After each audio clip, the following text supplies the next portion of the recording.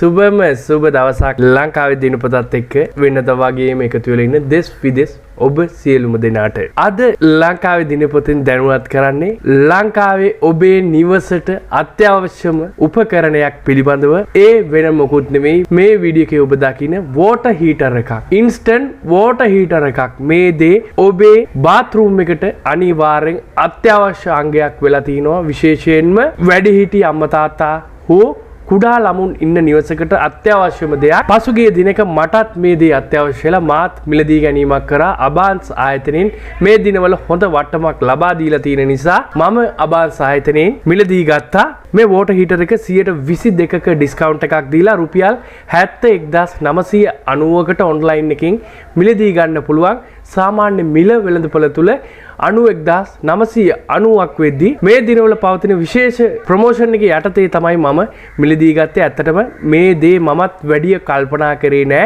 ඊතර ඉන්නකොට අරගෙන ආවේ නෑ.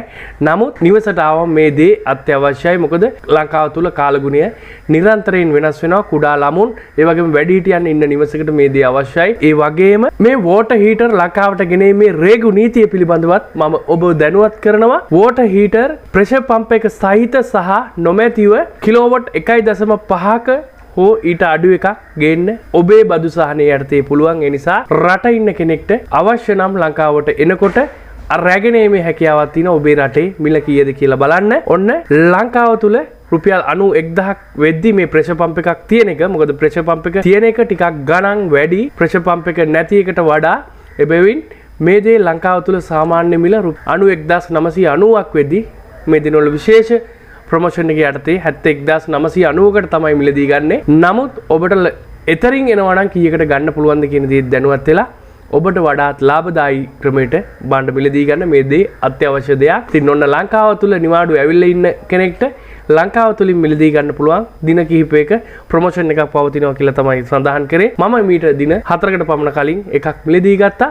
එයත් ඔබට සඳහන් කළා මෙවැනි දැනුවත් කිරීම මෙවැනි අපේ ජීවිතයට එදිනෙදා වැදගත් වන තොරතුරු සහ විදේශගත වන ඔබට විදේශ රටකට යන්න පාර කියන ගමන් විදේශ රටවල ජීවත් වෙන මගේ ආදරණීයන්ට අවශ්‍ය නිරන්තර තොරතුරු සියලුම තොරතුරු සහ ලංකාවේ උණුසුම් පුවත් ලබා දෙන ලංකාවේ දිනපොතත් එක්කයි ඔබ මේ රැඳී සිටින්නේ. මේ දේ නොදන්න යාළුවට ෂෙයා කරන්න. තවමත් නාලිකාවත් එක්ක එකතු වෙලා නැත්නම් සබ්ස්ක්‍රයිබ් කරලා එකතු වෙන්න. නැවත හමු වෙනතුරු ඔබට ජයම වේවා.